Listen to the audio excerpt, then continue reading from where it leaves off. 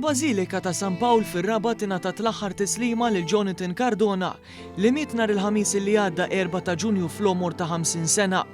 Cardona li fl-aħħar snin serva bħala uffiċjal pubbliku f'diversi karigi ta' tmexxija fosthom kap eżekuttiv tal-ENE Malta u tal-Aġenzija Residenza Malta, waqt li qabel kien responsabbli wkoll mill-entitajiet marbutin mal-identità u ċittadinanza Maltija.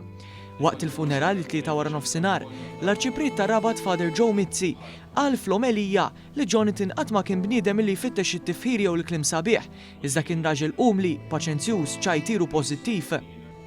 Jemluni s-sajlu t-kwieta u għedejja. Jellimni kien jgħidli biex taqla xejn, ħallif minn dak kien jgħidli żgur. Għal Jonathan ma kienx ta' hekk żgur. Kien żgur bniedem u taqblu miegħi straordinarju, kien bniedem eċċezzjonali meravigliuż. U grazzi li għasirt nafu wkoll fil-parrokat tiegħi hawnhekk fir-Rabat.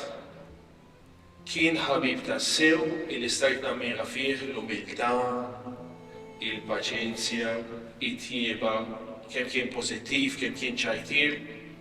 Huwa qal li minkejja l-ħidma impenjattiva tiegħu fejn dejjem kien ta' servizz u dedikat għal xogħlu, kien isib ukoll il-ħin għall-familja u offra l-aqwa tiegħu. Jonathan Cardona ħalla warah lil martu Claire u liedu Laura u Daniele. F'mument mill-isbaħ l-Arċipret fakkar fil-memorji sbieħ illi għandhom it-tfal tiegħu ma' ġenb il-baħar, filwaqt li fakkarhom li f'dan iż-żmien missierhom għadu magħhom.